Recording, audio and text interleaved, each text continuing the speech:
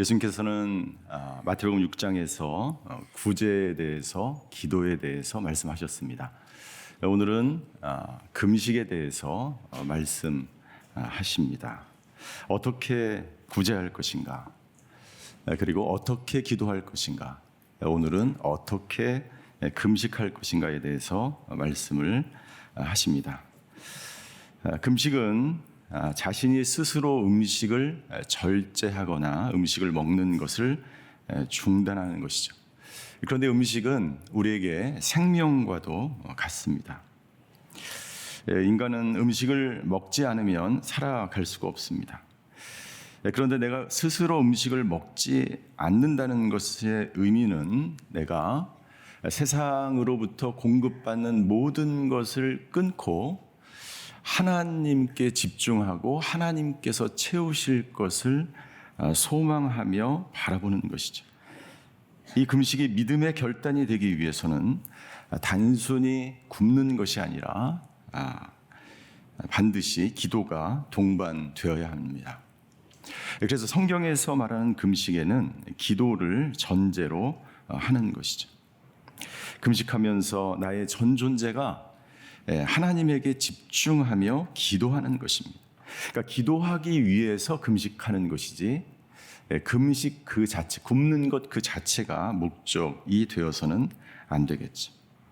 하나님에게 집중하기 위하여 음식을 먹지 않으면서 동시에 나의 모든 육체적인 쾌락과 행위들을 멈추는 것을 동반하는 것입니다. 그래서 종교개혁자들은 영성 훈련의 방법으로 종종 금식을 하였습니다.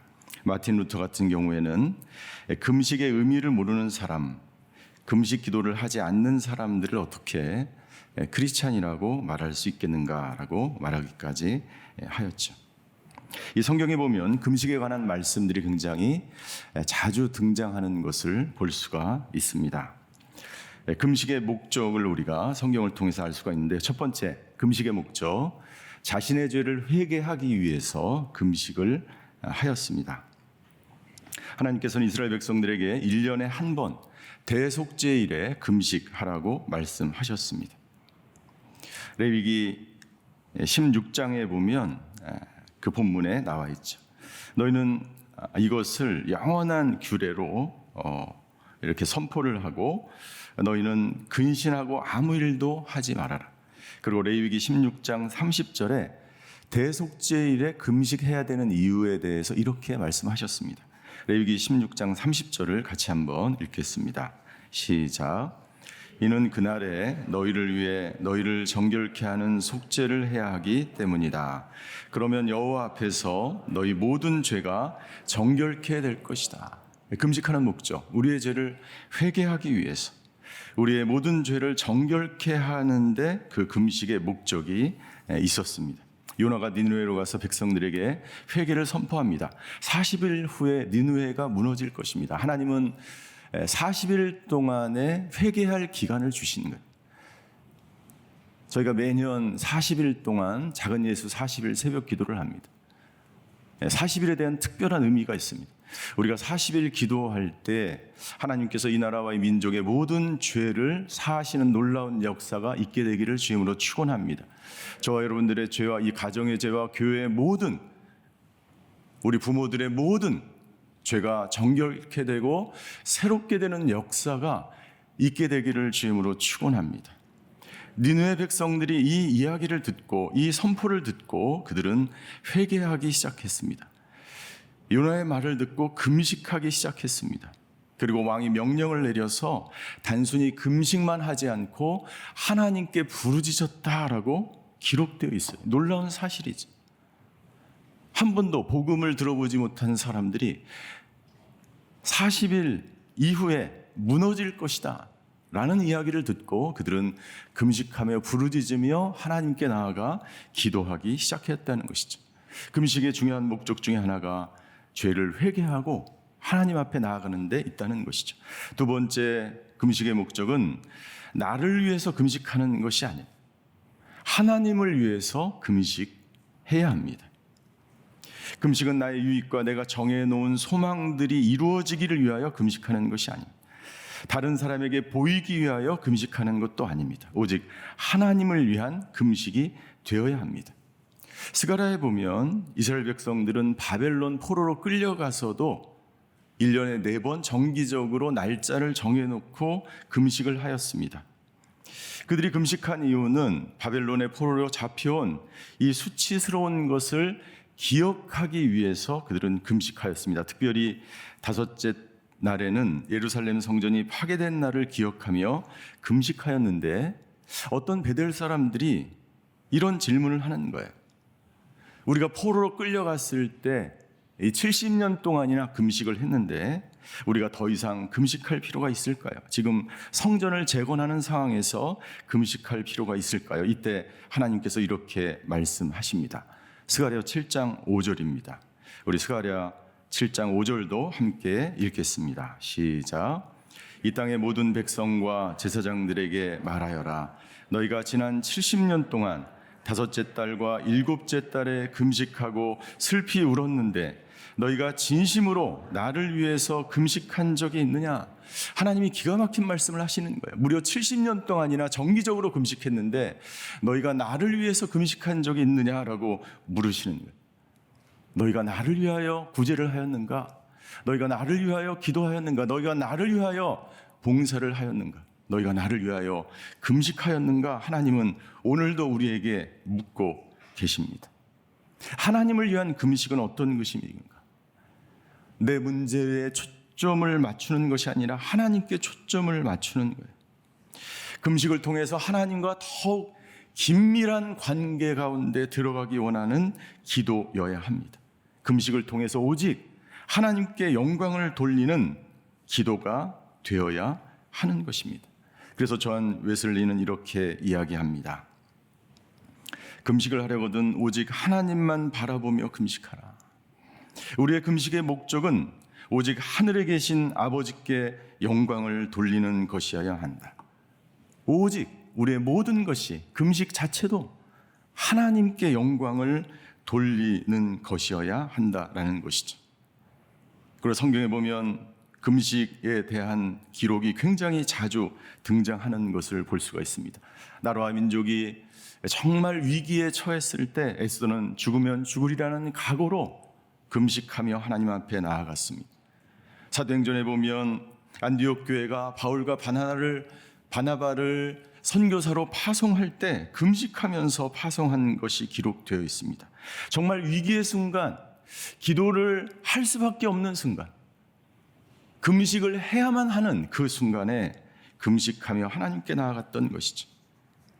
그러나 예수님 당시의 바리새인과 서기관들은 정말 이런 목적으로 기도하지 않았습니다. 그들은 겉으로는 금식하였지만 마음속으로는 하나님에 대한 마음이 없었어요. 금식을 하면서 그들은 자신들이 경건한 척 사람들에게 보이기 위해서 그렇게 금식하였지만 오늘 성경에 나와 있는 정말 금식의 목적에 맞는 그런 금식을 하지 않았다는 것이죠. 그래서 예수님께서 이렇게 16절에 오늘 저희가 읽은 본문에 말씀하시는 것입니다. 16절도 한번 같이 읽겠습니다. 시작. 너희는 금식할 때 위선자들처럼 침울한 표정을 짓지 말라. 그들은 자신들이 금식하는 것을 사람들에게 보이려고 침울한 표정을 짓는다. 내가 진실로 너희에게 말한다. 그런 사람들은 이미 자기 상을 받았다. 어떻게 금식할 것인가? 너희들은 먼저 하지 말아야 될 그 모습을 보여주시는데 위선자처럼 침울한 표정을 짓지 말라. 여기서 위선자라고 하는 것은요, 이 연극하는 사람의 그 어원에서 그 단어가 나왔어요. 여러분들 연극하는 사람, 연기하는 사람은 어떻습니까? 자기가 사랑하지 않는데도 막 사랑하는 척 해야 되는 거예요. 나는 너무나 슬프고 너무나 고통스러운 상황 가운데 있는데 연극할 때는 어떻게 해야 됩니까? 가서 침울하고 힘든 표정을 지어야 돼요. 얼마나 힘든 일일까요? 근데 바리새인들이 그렇게 금식을 하였다는 것입니다. 겉과 속이 다르게 금식하였다는 것이죠. 바리새인들은 자의적으로 이 금식을 율법을 해석해서 금식의 횟수를 늘립니다. 1년에 4번이 아니라 일주일에 2번 월요일과 목요일 날 금식하는 날을 지켰습니다. 그리고 그들은 금식하는 것을 나타내고 보이기 위해서 머리를 풀어헤치고 재를 뒤집어 쓰고 얼굴에 횟가루를 가르면서 초췌한 모습으로 거리를 방황하면서 나는 금식하는 사람입니다 라고 돌아다니며 스스로 나는 경건한 사람임을 나타내 보이며 그렇게 금식을 하였다는 것이죠. 여러분들, 왜 이 바리새인들은 다른 사람에게 보이려고 금식을 하였던 것일까요?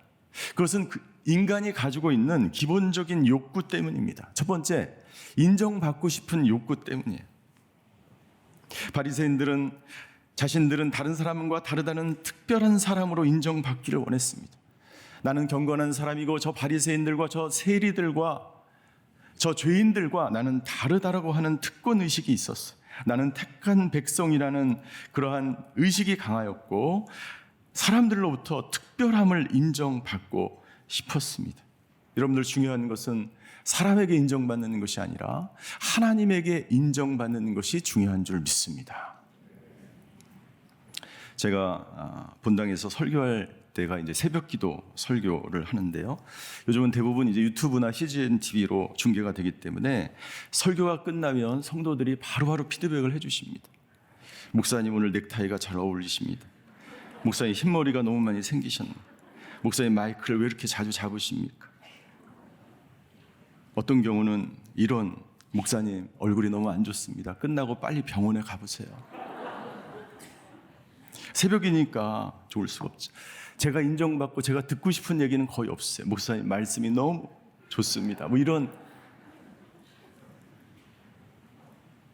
여러분들, 사람이 인정을 받고 싶어하는 것은 인간의 기본적인 욕구이죠. 그러나 여러분들, 인정받기 위해서 하나님을 속이고 다른 사람을 속이면서 하나님께 진정으로 기도하며 금식하며 나아가는 것까지 위선적으로 행하는 것, 이것을 예수님께서 지적하고 계신 거예요.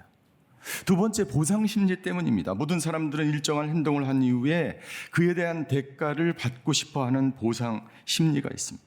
바리새인들은 자신들이 경건한 사람이며 경건한 행위를, 금식을 겉으로 했기 때문에 보상을 원합니다. 하나님이 자신들의 거룩한 행위에 보상하실 것이라는 심리가 우리에게도 있지 않습니까?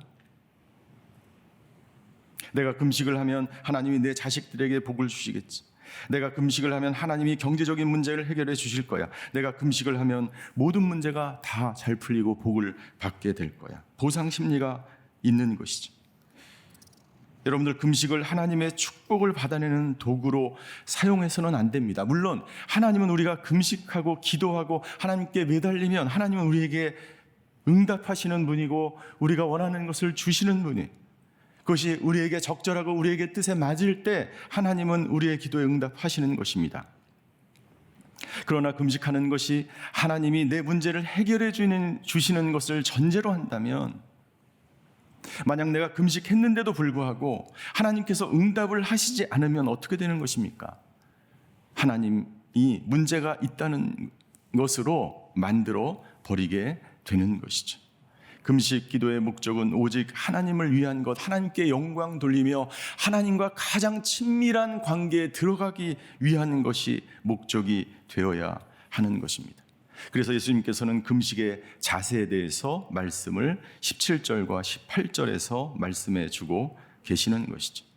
17절과 18절도 함께 같이 읽겠습니다. 시작. 너는 금식할 때 머리에 기름을 바르고 얼굴을 씻어라. 그래서 내가 금식하는 것을 사람에게 보이지 말고 은밀하게 계셔서 보시는 내 아버지께만 보이도록 하여라. 그리하면 은밀하게 계셔서 보시는 내 아버지께서 내게 갚아 주실 것이다. 여러분, 16절에 바리새인들에게 말씀하실 때는 너희는 이라고 말씀하셨어요. 그런데 오늘 17절에 보니까 너는, 18절 내가 금식하는 것을 이렇게 말씀하십니다. 바리새인들을 향하여, 외식하는 자들을 향하여서는 복수로 너희들 외식하는 그 겉으로만 금식하는 자들에 대해서 이야기하셨고, 오늘 17절과 18절에서는 단수로 이야기하십니다. 개인적으로 금식을 하기로 마음 먹은 사람들에게 성령의 감동을 따라서 마음에 움직여서 금식하고자 하는 사람들에게 말씀하고 있는 것이죠. 너는 금식할 때 머리에 기름을 바르고 얼굴을 씻어라. 슬픈 기색을 하지 마라. 이거 무슨 말입니까? 다른 사람에게 보이려고 금식하지 마라. 다른 사람에게 보이려고 구제하거나 기도의 자리로 나아가지 마라. 다른 사람에게 보이려고 봉사하거나 헌신하지 말아라. 18절, 내가 금식하는 것을 사람에 보이지 말고 은밀하게 계셔서 보시는 내 아버지께만 보이도록 하려라. 너희 안에 내적으로 어떤 보상이나 인정을 받으려고 하거나 어떤 대가를 바라지 말고 은밀한 중에 계시는 하나님께 기도하면 그 아버지께서 내게 갚아 주실 것이다 라고 하나님은 말씀하고 있는 것이죠. 우리가 기도하고 우리가 간절히 하나님께 매달리고 우리가 금식하면 하나님은 우리의 기도에 응답하시는 하나님인 줄 믿습니다.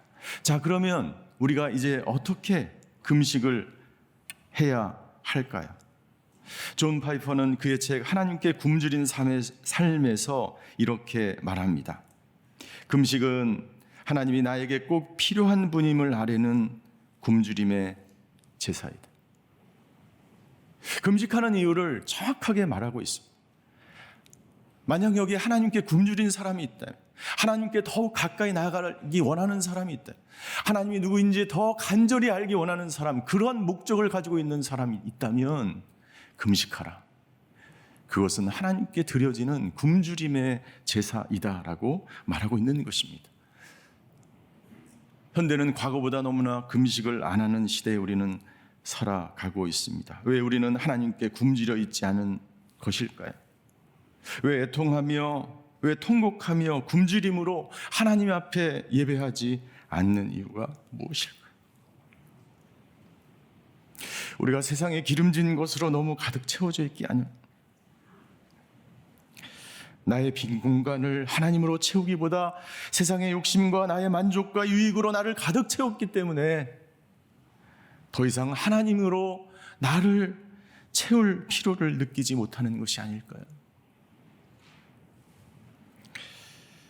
예수님은 공생애를 시작하기 전에 40일간 금식하셨습니다. 40일간 밤낮을 금식하신 이후에 예수님께서 배가 고프셨다라고 기록되어 있어요. 그때 마귀가 예수님께 다가와 유혹을 합니다. 뭐라고 유혹을 하냐면, 이 돌들에게 빵이 되라고 해보십시오. 당신은 하나님의 아들이 아닙니까? 라고 유혹합니다. 사단의 유혹, 마귀의 유혹은요, 우리가 가장 영적일 때도 찾아오는 거예요. 예수님이 40일 기도를 마치자마자 유혹이 다가왔어요. 그때 예수님께서 이렇게 말씀하셨습니다. 마태복음 4장 4절 같이 읽겠습니다. 시작. 예수께서 대답하셨습니다. 성경에 기록됐다. 사람이 빵으로만 사는 것이 아니라 하나님의 입에서 나오는 모든 말씀으로 산다라고 예수님이 말씀하셨어요. 여러분들 금식할 때, 하나님께 간절히 기도하며 매달릴 때 진정 내 마음속에 원하는 것이 무엇인지가 드러나는 거예요. 나는 세상의 빵을 정말 원하는 삶을 사는지, 아니면 나는 하나님만으로 만족하는 삶을 살아가는지, 나의 가장 깊은 내면에서 내가 진정 원하고 바라고 소망하는 것이 무엇인지를 우리가 알게 되는 것입니다. 여러분들, 저와 여러분들은 정말 무엇을 원하십니까? 하나님을 원하는 그런 마음으로 충만합니까? 아니면 세상의 빵과 물질과 명예와 권세를 원하십니까? 마태복음 9장에 보면 어떤 사람들이 예수님께 찾아와 질문합니다. 그 어떤 사람들은 세례 요한의 제자들과 바리새인이었어. 그들이 이렇게 예수님께 질문합니다. 우리와 바리새파 사람들은 금식을 하는데 왜 당신의 제자들은 금식하지 않습니까?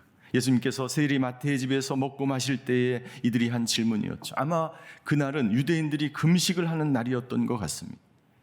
지금 우리는 금식하는데 당신들은 왜 금식을 하지 않는가라는 질문이죠. 여기에 대해서 예수님께서 9장 15절에 이렇게 대답하셨습니다. 예수께서 대답하셨습니다. 신랑이 함께 있는데 어떻게 결혼잔치에 초대받은 사람들이 슬퍼할 수 있겠느냐? 그러나 신랑을 빼앗길 날이 올 것이다. 그때에는 그들도 금식할 것이다. 여기서 신랑은 예수님을 말합니다. 혼인잔치에 초대된 사람들은 하나님 나라의 백성을 말하는 것이고, 이 결혼잔치는 예수님이 오셔서 이 땅에 임재한 하나님의 나라를 상징하는 것이죠. 예수님이 오셔서 제자들과 함께 하나님 나라의 잔치를 기쁘고 즐거운 시간에 왜 금식을 하는가? 예수님은 말씀하시는 거예요. 그런데 언제 금식하는가? 신랑 되신 예수님을 빼앗겼을 때, 더 이상 잔치의 의미가 없어졌을 때, 기쁨이 사라졌을 때 금식하라라고 말씀하십니다.